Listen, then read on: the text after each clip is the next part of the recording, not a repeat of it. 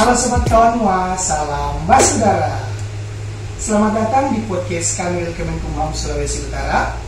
Pada siang hari ini kita akan membahas hak asasi manusia suara generasi muda. Ya, tentunya sebelum kita lanjut, ada pepatah mengatakan tak kenal maka tak sayang. Perkenalkan, saya Vanis Fitmosinambo yang akan memandu kita pada podcast di saat ini. Dan selanjutnya ada Bapak Aswan Indra, SHMH, selaku analis hukum ahli media Kanwil Kementerian Hukum dan HAM Sulawesi Utara. Dan tentunya yang tak kalah pentingnya, para generasi muda kita dari adik-adik SMPN Negeri 1 Manado. Kepada adik-adik mungkin bisa memperkenalkan dirinya. Silakan. Perkenalkan, nama saya Felicia Lapa dari kelas 71, sekolah di SMP Negeri 1 Manado. Selanjutnya mungkin adik sebelahnya. Perkenalkan, nama saya Angel Jacqueline Leo dari kelas 71, bersekolah dari SMP Negeri 1 Manado. Perkenalkan, nama saya Faiza Tri dan Warta Wibowo dari kelas 71, bersekolah di SMP Negeri 1 Manado. Perkenalkan, nama saya Nathanael Tayuras dari kelas 71, bersekolah di SMP Negeri 1 Manado. Wah, keren-keren ya adik-adik kita dari generasi muda. Nah, sebelum kita lanjut, kakak mau mengantar adik-adik untuk mengetahui tentang hak asasi manusia. Pertama, perlu adik-adik ketahui, adik-adik tidak perlu untuk mengenal hal itu sebagai image yang formal atau terlalu kaku pada podcast kali ini. Jadi tinggal adik-adik dari hati kalian, apa yang kalian ketahui tentang HAM, itu saja yang dikeluarkan, tidak perlu untuk terlalu formal. Kakak mau coba bayangkan itu seperti kartu sakti yang dimiliki setiap manusia, di mana kartu ini mampu melindungi kita dari perlakuan yang tidak adil, memberikan kita ruang untuk berbicara, bermimpi, dan untuk berkembang. Oke, tanpa berbasa-basi, mungkin kita bisa mulai dengan mau bertanya. Kita mau bertanya kepada adik-adik nih, apa sih hak asasi manusia yang adik-adik ketahui menurut pemahaman adik-adik semua? Mungkin bisa mulai dari yang paling kiri, adik Nathanael. Hak asasi manusia menurut saya adalah hak yang dimiliki setiap manusia untuk mengekspresikan dirinya. Ya, bisa lanjut. Menurut saya, hak asasi manusia adalah hak yang kita dapatkan sejak lahir ataupun hak yang kita dapatkan sejak masa remaja. Menurut pengetahuan saya, hak asasi manusia itu hak dasar yang dimiliki manusia dari di kandungan seorang ibu hingga akhir hayat mereka. Dan hak asasi manusia itu harus dijunjung tinggi, dihormati oleh siapapun itu. Terima kasih.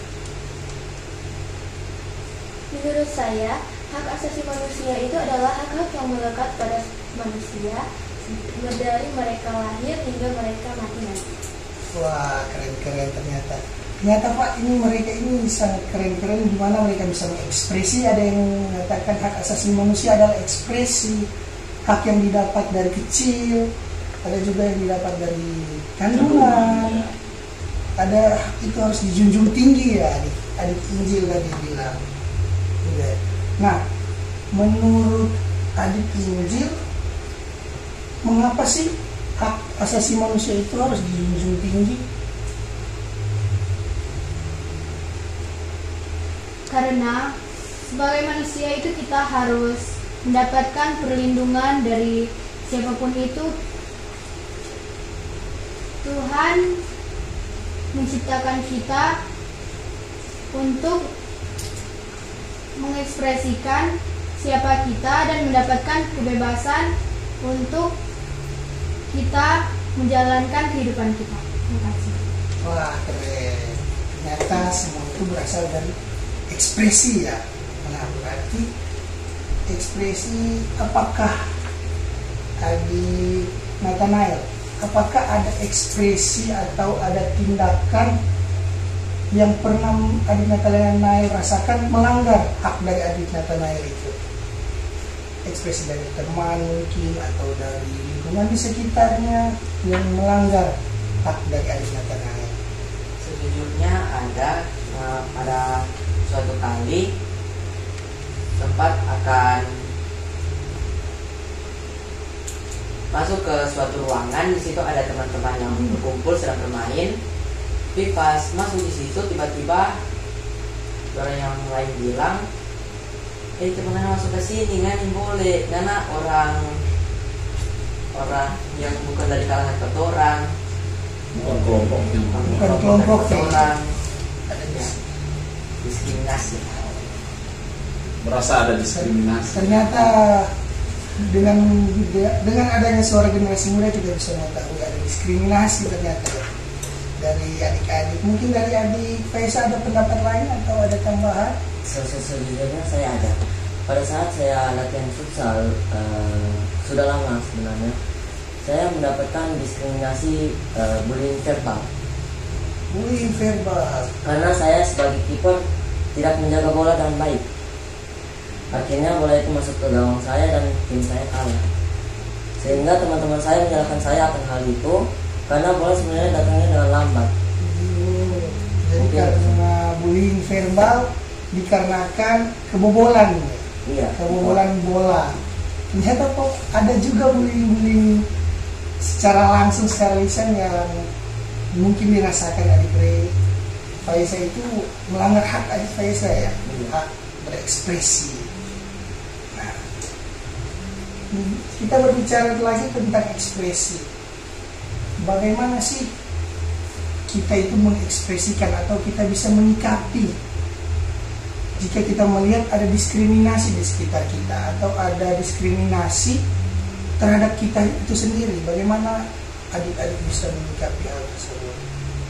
Adik Felicia mungkin bisa. Menurut saya untuk menyikapi hal tersebut kita harus menghargai sesama, atau kalau memang sudah kelewatan bisa laporkan kepada orang tua.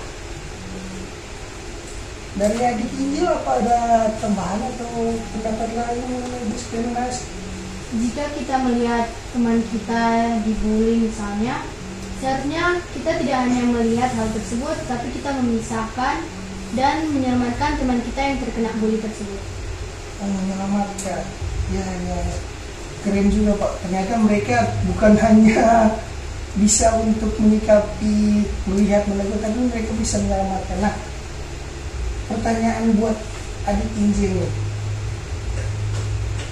mengapa sih hal itu penting bagi kita dan mengapa hal itu untuk kita penting untuk menghargai orang lain? Jadi mengapa dia penting bagi adik Injil? Mengapa adik Injil juga penting untuk menghargai orang lain?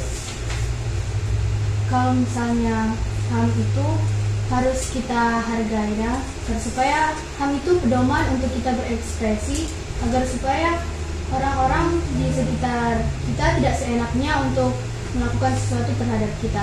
Dan kita juga harus menghormati hak sama kita, karena kalau misalnya kita tidak menghargai hak teman kita, mereka juga pasti tidak akan menghargai hak kita.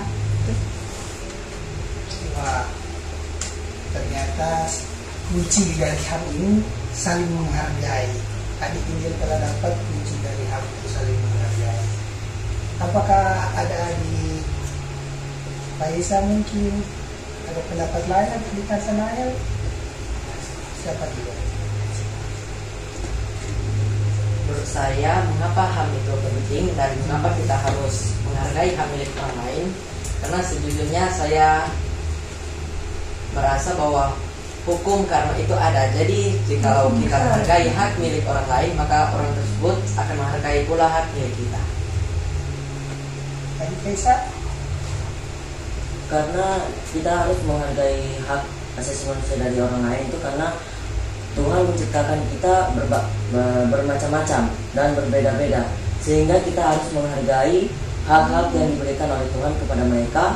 Jika kita tidak menghargai hak asasi mereka, maka kesejahteraan kita tidak akan terganggu dan tidak akan tentram. Terakhir kita mendengar dari adik Felicia mengenai mengapa kita harus saling menghargai tentang HAM. kita harus saling menghargai tentang HAM, karena kita itu adalah ciptaan Tuhan yang Maha Esa. Jadi sebagai ciptaan Tuhan, kita harus saling menghargai dan menghormati, karena di mata Tuhan kita itu sama. Ternyata adik Felicia mengerti, dan adik-adik lain juga bisa mengerti pentingnya saling menghargai, karena setiap kita itu memiliki hak asasi manusia yang sama yang diberikan Sang Pencipta kepada kita. Nah, kita berbicara tentang HAM, kita akan masuk, mungkin kita ingin mengetahui sih bagaimana penindaklanjutan atau bagaimana definisi HAM menurut pakar atau ahlinya. Nah, langsung saja mungkin saya ingin menyapa Bapak Aswan Irak SHMH. Beliau adalah analis hukum ahli media di kantor wilayah Kementerian Hukum dan HAM ini. Nah, menurut Bapak, mungkin Bapak bisa memberikan pandangan mengenai hak asasi manusia itu, dan juga hak apa sih yang menjadi hak bagi adik-adik generasi muda ini, Pak? Ya, yang pertama apresiasi pemikiran-pemikiran adik-adik kita berkaitan dengan HAM, karena pengalaman saya selama ini, ketika kita berbicara tentang hak asasi manusia pada satu forum, pada satu tempat, dengan level adik-adik sekalian, SMP, SMA, yang pertama saya katakan bahwa jarang saya temui adik-adik yang mau mengungkapkan benar tidak benar pendapatnya, yang penting dia kemukakan dulu. Itu kan satu keberanian di dalam rangka membuat pola pikir adik-adik terhadap satu isu yang lagi dibicarakan.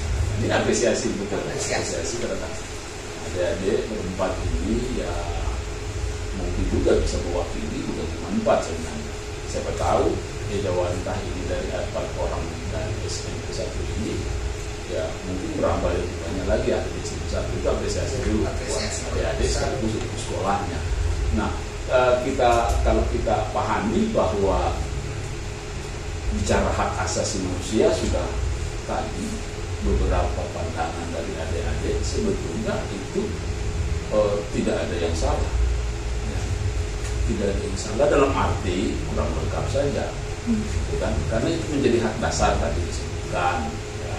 Hak dasar setiap manusia, ya. Kemudian itu adalah kodrati yang diberikan oleh Tuhan, tidak diberikan oleh negara, kan tadi juga disebutkan, ya. Nah, kemudian itu harus dihormati, dijunjung tinggi, ya. Dijaga, dihormati oleh siapa? Oleh semua orang, termasuk negara, termasuk pemerintah.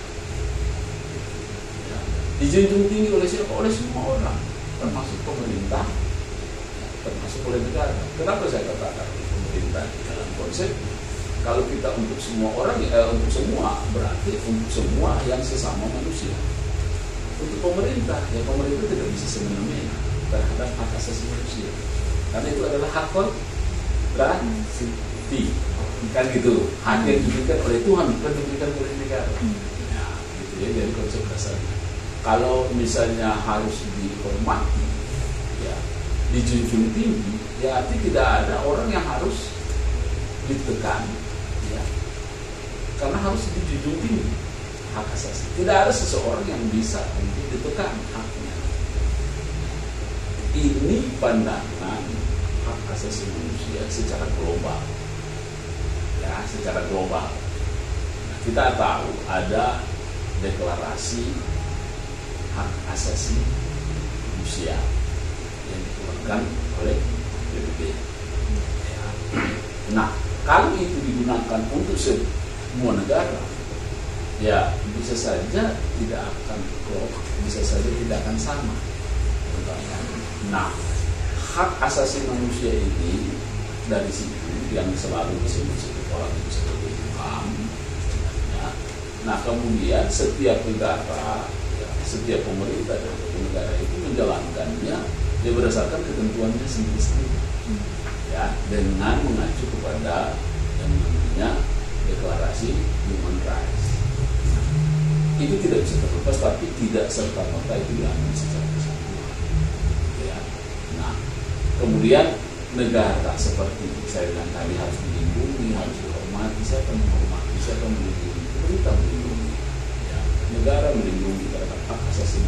setiap orang. Nah, kemudian pemerintah itu dalam rangka menjalankan negara, di dalam rangka menjalankan pemerintah, kemudian mengatur tersendiri lagi ya, dengan satu ketentuan, sehingga itu bisa diterapkan di negara itu. Karena undang-undang ataupun regulasi ataupun aturan yang berkaitan dengan hak asasi manusia secara global belum tentu bisa diterapkan secara murni, sehingga diatur oleh negara masing-masing. HAM yang diterapkan di Indonesia bisa berbeda dengan HAM yang diterapkan di negara yang lain karena ada undang-undangnya, ya. Nah, sehingga kalau kita berbicara seperti itu, konsekuensinya bahwa itu bisa pahami intinya yang saya bilang tadi, bahwa negara ini bertanggung jawab terhadap satu hak hidup. Misalnya ya, banyak hak, ada 10 hak misalnya, tetapi misalnya hak bahwa dijamin semua orang hidup, dijamin oleh negara, dijamin oleh pemerintah, bahwa hak hidupnya tidak bisa dikurangi. Artinya orang itu tidak bisa dimatikan, kan gitu. Kalau seseorang misalnya membunuh, berarti itu melanggar, ya itu ya. Tetapi yang saya bilang tadi, bahwa setiap negara dan pemerintah itu menjalankan hak asasi manusia di setiap negaranya itu ada konsep-konsep yang berbeda. Indonesia menerapkan dengan ketentuan bahwa di Indonesia dijalankan berdasarkan ketentuan yang ada. Ya. Bisa enggak orang itu, misalnya saya bilang tadi, dibunuh, tidak bisa, melanggar hak. Tapi di Indonesia ada enggak orang yang dibunuh? Ada. Ya. Nah, pasti yang membunuh itu dihukum dengan ketentuan undang-undang negara yang ada yang berkaitan dengan undang-undang pidana, kan gitu. Nah, artinya kenapa tidak pakai konsep aturan HAM misalnya? Nah, hukum yang berkaitan dengan ketentuan itu, tetapi kemudian yang berkaitan dengan asasi manusia sekarang mau dibicarakan misalnya kalau secara langsung kita ambil misalnya seperti tadi ya, hak dasar orang membunuh berarti hukum harus dibunuh juga, kan nggak mungkin. Nah gitu ya, jadi penerapan di Indonesia kemudian diatur secara tersendiri. Ada pembatasan hak asasi, penerapan hak asasi manusia di Indonesia manakala diatur dengan undang-undang. Itu prinsipnya ya. Artinya orang tidak bisa membunuh. Kalau dia membunuh ya pasti melanggar HAM. Tapi apakah pembunuh ini ketika ditangkap juga harus dibunuh? Ya justru yang menangkap dan membunuh melanggar HAM lagi, kan gitu ya. Akan jadi seperti bola, ketika satu datang ini berputar dia balik lagi ke situ, berarti kan habis semua. Nah, konsep pelaksanaan hak asasi manusia di Indonesia ini didasarkan ada pembatasannya. Sepanjang diatur dengan ketentuan peraturan perundang-undangan yang lain terhadap sesuatu yang boleh adik-adik katakan tadi seolah-olah melanggar HAM, yaitu bisa tidak dikategorikan sebagai suatu pelanggaran HAM, tetapi tindak pidana yang diatur dengan undang-undang yang lain. Ada enggak hukuman mati di sini? Pernah dengar enggak orang hukuman mati? Ya. Kalau hukuman mati kan berarti pemerintah menghukum orang untuk dibunuh, kan dimatikan. Itu kan sebenarnya melanggar HAM. Ya. Tapi kenapa itu bisa jadi? Karena ada undang-undang yang mengatur hukuman mati masih bisa dibolehkan. Kalau ini undang-undang dicabut, otomatis tidak akan ada lagi hukuman mati di Indonesia. Tapi nyatanya di hukum pidana kita masih mengatur tentang hukuman mati.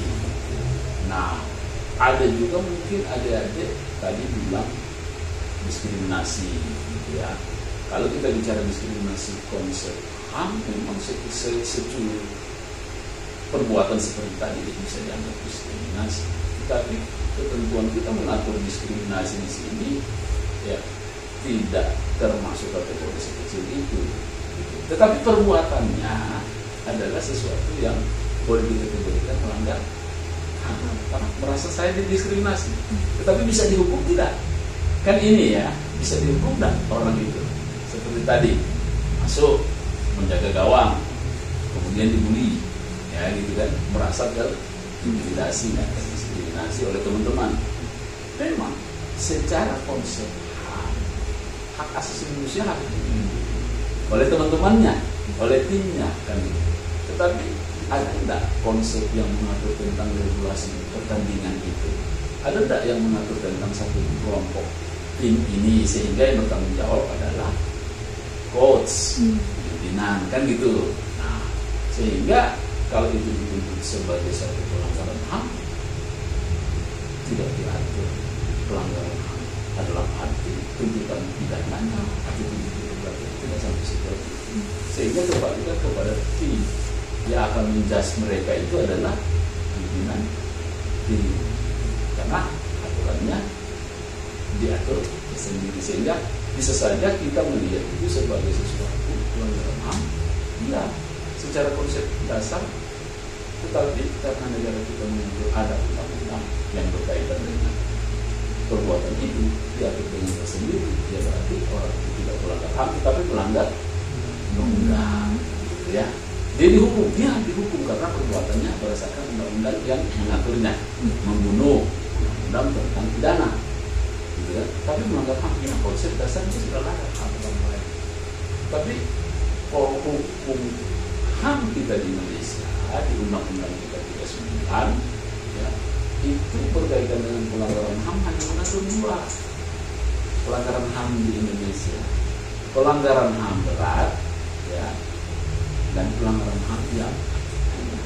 Nah, kategori ringan ini dengan berat, kalau berat itu ya seperti misalnya pembunuhan secara massal, ya genosida. Artinya ada sekelompok orang kemudian dibantai, dibabat terus habis. Yang bakal siapa? Sekelompok orang atau perintah. Nah, itu pernah nggak terjadi? Ternyata yang cerita kita tadi kan individu-individu kan, masuk pelanggaran dari kejahatan perang. Ada perang nggak di sini? Nah, sehingga adik-adik nanti berpikir ada pelanggaran HAM, kemudian pelanggaran apa yang tidak di pengadilan HAM, karena pengadilan HAM kita mengatur dua, genosida dan kejahatan perang. Nah, di luar itu diatur dengan undang-undang tersendiri. Itu saya bilang konsep HAM Indonesia agak berbeda karena diatur dengan undang-undang tersendiri. Sepanjang pelanggaran itu tidak diatur di undang-undang tersendiri, bisa dikenakan pelanggaran HAM.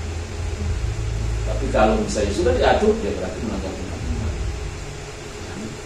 Sudah diatur, iya HAM secara konsep dasar, tetapi aturan hukumnya yang dilanggar adalah hukum pidana, misalnya jewer telinga, ya kan biasa teman-teman di sekolah adik-adik tahu, jewer telinga itu pelanggaran HAM, dia menyakiti orang, tapi diatur dari undang-undang HAM kita pelanggaran HAM, ini tidak masuk. Di mana diatur? Di undang-undang pidana. Itu menyakiti orang, bisa ditutup bisa, tapi itu tidak ada ya. Gitu. Jadi konsep dasar. Tetapi yang namanya prinsip dasar bahwa hak hidup itu adalah hak asasi manusia itu adalah hak dasar yang perlu dihormati, dilindungi oleh siapa? Oleh kita semua, oleh pemerintah, oleh negara. Program pemerintah berikut memberi masukan makanan itu karena melihat gizi mungkin daripada siswa kita dipaksa belajar sampai jam 1, tapi ternyata asupannya kurang selama 7 sampai jam 1, sehingga perlu dapat gizi. Itu perlu pemenuhan HAM juga, ya, gitu. Kecil tidak terlihat, tetapi perbuatannya jelas. Ya itu yang hal-hal seperti itu yang juga bisa terlihat, itu kewajiban kita. Ya, saya rasa itu mungkin dasar-dasar hak asasi yang kita lagi diskusikan ya dengan adik-adik. Mungkin ada hal-hal lain, ya, jangan takut adik-adik. Sangat apresiasi lah buat Bapak. Ternyata kita bisa mendapat wawasan baru, mungkin adik-adik bisa mendapatkan di sini juga. Saya mendapatkan wawasan baru Bapak di mana HAM itu ternyata adalah hak kodrati yang diberikan Tuhan dan harus dihormati, bukan hanya kita, bukan hanya sesama, tapi bahkan negara harus menghormati hak asasi manusia dari diri kita itu sendiri. Dan kan negara menghormati rakyatnya, berarti yang dihormati apa nih? Hak asasi manusia. Dan kita juga bisa mengetahui bahwa HAM, pembatasan HAM itu dilakukan di dalam undang-undang ya. Ya, Diatur dengan undang. Jadi HAM itu dimasukkan di dalam undang-undang sehingga ada hak yang harus dibatasi sehingga kita bisa saling menghargai hak dengan yang lain. Kalau sama-sama semua suka bebas, ada hak kebebasan. Ya. Ya, saling berpendapat, ini hak saya. Nah, tidak ada saling menghargai. Jadi itu gunanya dari undang ya Pak. Kurang lebih begitu ya. Pemerintah mengatur sampai situ.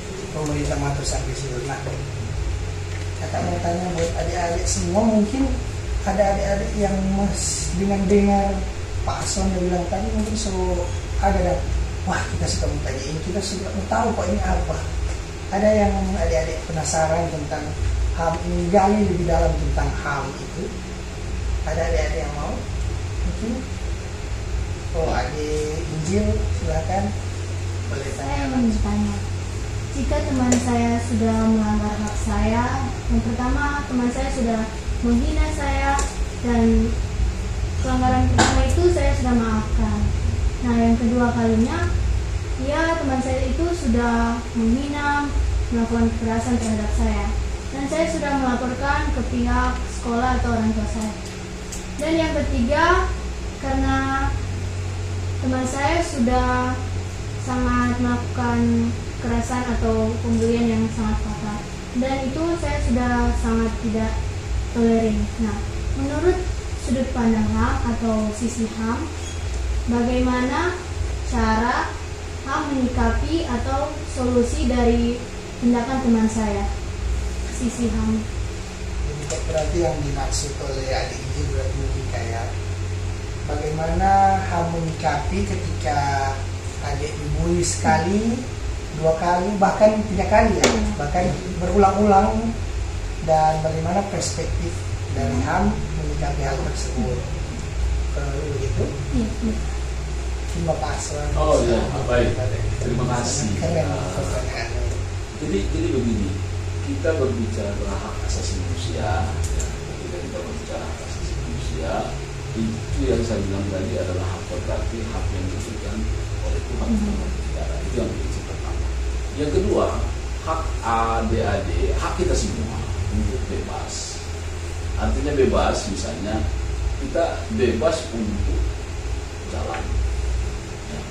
Kita bebas untuk makan, kita bebas untuk berekspresi tadi. Nah, tetapi dari 3 contoh tadi ya, 3 hal tadi yang saya ungkapkan, misalnya bebas berekspresi, misalnya kita punya hak, semua punya hak. Tetapi yang namanya berekspresi itu dalam kategori apa? Kemudian setelah diejawantakan, kok misalnya tiba-tiba kita dilarang. Misalnya ekspresi apa ya? Menyampaikan aspirasi misalnya demo. Tapi kan ada juga pengaturan tentang tata cara demo. Kan gitulah, yang jadi dibatasi dengan undang-undang. Betul, Anda silakan saja itu menyampaikan. Tetapi ketika menyampaikan aspirasi, kemudian sudah menimbulkan penghinaan, itu kan sudah memunculkan sesuatu yang lain terhadap hak orang lain. Kan gitu. Ya, prinsipnya bahwa yang pertama kita diberikan hak, tetapi kita wajib menghormati hak orang lain. Nah, berkaitan dengan pertanyaan atau diskusi tadi kita, bahwa secara harfiah hak Anda sudah dilanggar. Ya. Ketika kita bicara konsep hak asasi manusia, melarikan kemana hak saya ini? Gitu kan? Hak saya sudah dilanggar. Nah, ketika bicara soal itu pasti akan muncul, karena itu saya bilang tadi di Indonesia hak asasi manusia itu yang diatur dengan suatu aturan yang mengatakan bahwa ini bisa dihukum, ada tindakan hukum, katakanlah misalnya untuk menjerat orang dihukum, ya tidak bisa dilakukan dengan undang-undang HAM, tidak bisa dilakukan dengan undang-undang peradilan HAM kalau di Indonesia, karena tadi saya bilang yang dilanggar di pelanggaran HAM yang diatur di undang-undang kita itu hanya berkaitan dengan pelanggaran HAM berat. Ya. Kalau pelanggaran HAM ringan tidak ada, tidak disebutkan jelas tentang itu. Sehingga kategorinya hak seseorang itu dilanggar, tetapi justru dia melanggar aturan tentang yang lain, pidana, sehingga diatur pidana. Nah, yang mau saya sampaikan ini, kenapa bahasa bagus itu hak Anda sebagai pelanggar, Anda memiliki hak untuk menuntut. Ya, sehingga menuntut dari segi hak Anda untuk pemerintah memenuhi hak Anda, hak menuntut, ya, maka pemerintah akan menggunakan undang-undang yang lebih tepat terhadap perbuatan yang terjadi. Ya, sehingga kalau misalnya katakanlah dia menghina, katakanlah dia membuli, ada enggak aturan di kita yang mengatur tentang penghinaan?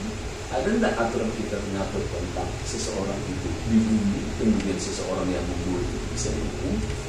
Nah, itu ada aturan. Hak Anda gunakan untuk menuntut, melapor silakan. Tapi nanti kalau kita bicara sudah konteks seperti itu, berarti segala hak kita nanti ke depan kita sudah serahkan lewat negara untuk dituntut dia. Karena sifatnya antara bicara soal ini adalah sudah masuk hukum publik. Hukum publik itu adalah antara warga dengan negara.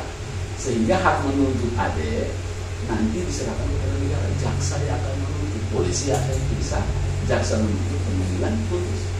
Karena itu sudah menghina. Tapi kalau misalnya tidak diwakilkan dengan negara, itu adalah hak privat, hak pribadi nanti. Ada yang menuntut misalnya untuk kerugian lewat perdata, berarti sidang gugatan perdata itu tidak lewat polisi, tidak lewat jaksa. Nah, kadang-kadang harus dipahami bahwa ketika kita menuntut, kita justru minta ganti rugi, padahal yang kita lapor adalah berkaitan dengan pidana. Ya, kalau dimulai tadi ya, ketika misalnya adik-adik sudah melapor ke polisi, polisi sudah proses, ya, hak Anda akan dipenuhi. Hak melapor, hak Anda akan terpenuhi ketika yang bersangkutan misalnya dihukum. Sudah, Anda tidak bisa menuntut yang lain-lain. Misalnya, karena saya begini ganti rugi, nggak bisa, karena itu proses pidana. Kalau proses perdata bicara ganti rugi bisa. Nah, ya, jadi kemungkinan kalau misalnya itu bisa berjalan, ya silakan saja. Apa yang sudah terjadi, pengalaman ataupun pengalaman yang terjadi di keluarga, di masyarakat yang ada di kamu, arahkan saja, lapor. Wah, itu pasti betul hak Anda, tetapi jangan kita kadang-kadang mendengar ini HAM saya sudah dilanggar, ini HAM kita sudah dilanggar. Nah, sekarang mau menuntut supaya HAM kita dipenuhi dengan apa? Undang-undang HAM itu seperti ini, karena menjabarkan secara yang bisa dituntut adalah aturan yang menjawabkan poin-poin yang ada di dalam undang-undang HAM di bawah turunan undang-undang dasar adalah pasal 28 dan seterusnya, ABC, amandemen undang-undang dasar, ya, sampai amandemen keempat justru mengangkut, mengakomodir hak asasi manusia masuk ke Indonesia lebih jauh, lebih ke dalam. Kemudian diamandemen di pasal 28 dan seterusnya, mulai dibuka di pasal 28 A, B, C, ya, sampai J, G, terus itu bicara hak asasi manusia. Sejak itulah diterima, kemudian bisa dijalankan. Kalau dulu mungkin ya orang berjalan tiba-tiba hilang, kan begitu ya, banyak cerita.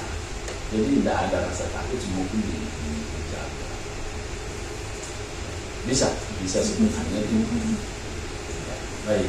Berarti memang hal ini mencakup luas ya Pak ya? Ya, sangat luas. Sangat luas, tapi di balik luasnya HAM itu dibatasi oleh ada keterbatasan yang diatur dengan undang-undang, yang diatur dengan peraturan. Ketika dia bersinggungan seperti tadi, ketika bicara penghinaan, betul, hak saya dilanggar. Sudah melanggar hak saya sudah dilanggar, saya sudah dihina. Saya menuntut bagaimana? Nah, saya pergunakan hak saya. Apa? Lapor. Karena ada aturannya. Ya, itu sebenarnya hak sudah melapor. Tapi kadang-kadang orang mau menuntut, saya sudah terhina di banyak orang. Iya. Bagaimana itu bisa dikembalikan? Kan tidak mungkin dikembalikan lagi seperti yang kemarin sebelum terhina. Tetapi bagaimana bisa dikembalikan? Dengan lapor, kemudian nanti negara akan melindungi hak Anda dengan menuntut orang yang kan gitu ya. Gitu. Tapi seperti pemenuhannya digunakanlah undang-undang atau Ya, itu untuk memenuhi untuk memenuhi orang yang dilindungi undang-undang supaya tidak dihina, supaya tidak dibully, diaturlah aturan melindungi hak setiap orang untuk tidak dilakukan semena-mena. Sehingga perlindungan bukan langsung seperti mungkin donat. Nah, kalau donat begitu datang langsung dikasih, kan gitu langsung kita rasakan, beda kan gitu ya. Jadi ini kita harus melakukan juga sesuai bahwa kita melakukan pendidikan, tetapi buat negara wajib melindungi setiap orang. Itu yang maksudnya. Baik, sangat menjawab mungkin dari adik Angel, apa masih penasaran atau sudah mengerti? Dan banyak sekali hal yang belum terungkap gitu. Kita tidak tahu, oh ternyata ini melanggar HAM ya, mungkin mengira bahwa seperti dipukul itu juga ya, mungkin HAM. terkait adik-adik sekalian yang ada di sekolah ya kan, banyak kasus-kasus yang terjadi bahwa kemudian seorang guru dituntut pidana ya, karena memukul siswa atau apa kan gitu. Nah, secara ketentuan hak asasi manusia ketika guru memukul siswa, ya pasti kita bisa katakan itu sebagai pelanggaran HAM. Kenapa? Orang itu tidak bisa disiplin, kan gitu ya. Pada prinsipnya itu. Tetapi perlu juga mungkin kita lihat, karena banyak di media sosial atau di media yang muncul bahwa guru itu kemudian dipidana, guru itu kemudian dituntut karena memukul siswa. Nah, tetapi kan itu muncul dari situ. Kita tidak tahu di belakangnya siswa ini seperti apa kelakuannya di sekolah kan gitu ya. Nah, jadi jangan terlalu cepat kita kemudian memahami bahwa ini salah. Itu di sana yang bisa berbicara salah benarnya.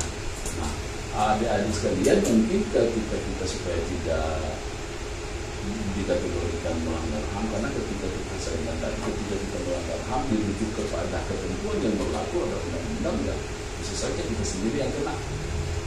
Ya, bisa saja kita sendiri yang dihukum justru melakukan tindak pidana atau tindakan-tindakan pidana yang lain yang justru berawal daripada diskusi atau berawal dari kita merasa atau teman merasa kita melanggar HAM. Nah, kalau di sekolah guru mungkin sebenarnya kan ada ketentuan yang mengatur tentang undang-undang pendidikan. Yang jawabannya di sana silakan jadi ada di siswa. Nah, di satu sisi kemudian bahwa siswa itu juga harus melaksanakan ketentuan di dalam melaksanakan kewajibannya untuk menuntut ilmu, ya berarti dia harus tunduk dengan ketentuan yang berlaku di sekolah. Bukan itu. Selain undang-undang yang mengatur tentang pendidikan, ada aturan-aturan di daerah, ada aturan-aturan sekolah yang kemudian mengatur bagaimana jalannya proses pembelajaran di sekolah. Ya. Nah, itu semua diatur agar supaya tindakan-tindakan yang terjadi yang secara global tidak teratur secara rinci supaya tidak dikategorikan sebagai suatu pelanggaran HAM. Nah, jadi siswa juga harus supaya memahami ya, bahwa guru tidak satu-satunya sebagai orang yang bisa melakukan pembinaan. Kalau Anda tidak mau dibina ya susah, kan gitu. Dia menjalankan kewajibannya untuk mentransfer pengetahuan, tetapi Anda tidak mau, di satu sisi kemudian menimbulkan gesekan, ya kemudian itu yang menimbulkan sesuatu yang akhirnya terjadi tindakan seolah-olah dikategorikan sebagai pelanggaran HAM. Nah, undang-undang di Indonesia itu mereka mengatur ada perlindungan anak. Artinya anak pun dilindungi. Jangankan bicara HAM dulu, lebih khusus lagi anak dilindungi lagi, diatur lagi sendiri.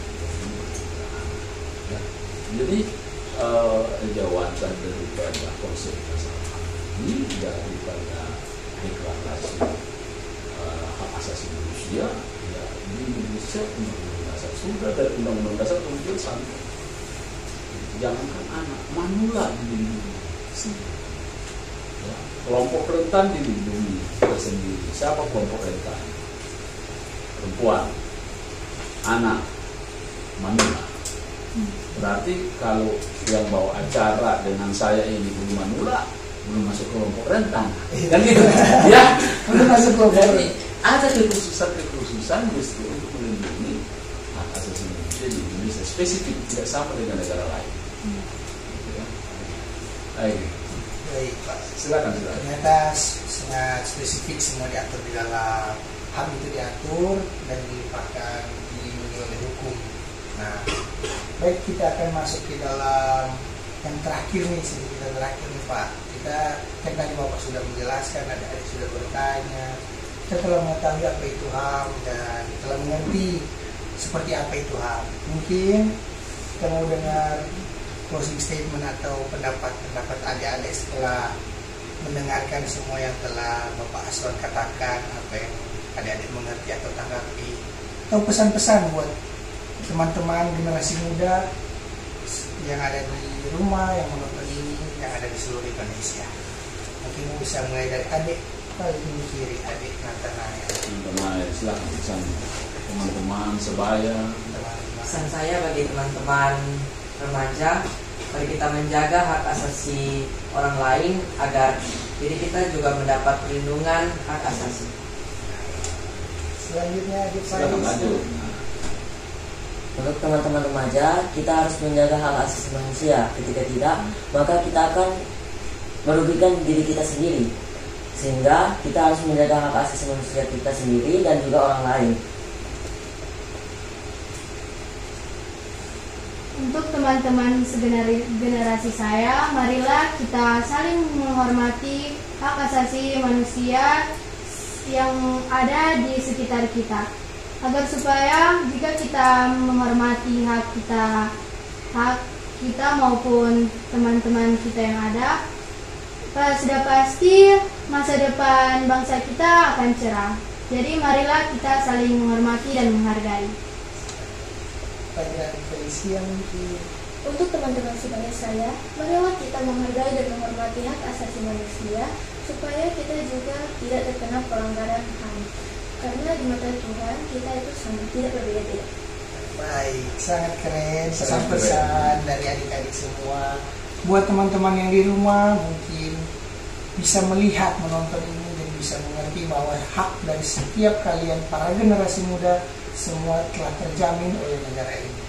Mungkin saya mau dengar closing statement dari Pak Aswan selaku narasumber, ada closing statement Ya, dan baik. pesan kepada audiens yang menonton di rumah. Untuk generasi muda dan semua generasi lah, kita bisa fokus pada generasi muda karena hari ini saya lagi berbicara dengan teman-teman adik-adik siswa kita, bahwa yang sebaya dengan adik-adik sekalian, satu yang kita rasa itu adalah rasa orang lain. Satu yang kita disakiti itu adalah sakit dari orang lain. Sehingga kalau kita merasa sakit, janganlah kita menyakiti orang lain kalau kita tidak mau disakiti. Ya.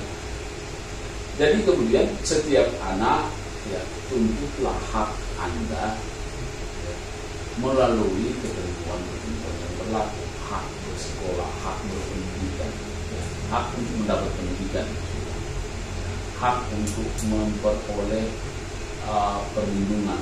Semua sebenarnya secara garis besar dilindungi. Tapi dalam praktek kejawabannya yang beda-beda karena kita masih beda-beda pemahaman. Sehingga harapan saya generasi ini melalui 4 adik kita yang ada pada kesempatan ini bisa dijawabkan, bisa dipahami, dan nanti pada proses-proses berikut atau pada kesempatan lain kita bisa kembangkan lagi dengan teman-teman yang bisa dikolaborasi, ya, baik dari sekolah yang berbeda, sehingga pemahaman-pemahaman yang ada dari adik-adik kita mulai bisa kembangkan. Sedikit kita dapat hari ini, tetapi kalau berulang kali akan menjadi banyak. Tetapi banyak sekali kita dapat, untuk selanjutnya akan kita lupakan. Itu yang perlu saya ingatkan. Terima kasih. Terima kasih kepada Bapak Aswan Ibrahim SHMH yang telah menjadi narasumber kita pada saat ini. Beliau adalah analis hukum sekali. Beliau analis hukum, ahli media, Kanwil Kementerian Hukum dan HAM Sulawesi Utara. Dan terima kasih juga kepada adik-adik, ada adik Injil, adik Faeska, adik Nathanael, dan adik Felicia. Terima kasih telah menjadi bintang tamu kita pada podcast di saat ini.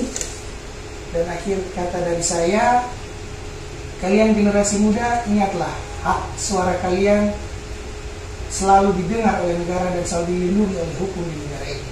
Jangan takut berbicara, hak asasi manusia kalian selalu dijamin oleh negara. Terima kasih. Salam Basudara.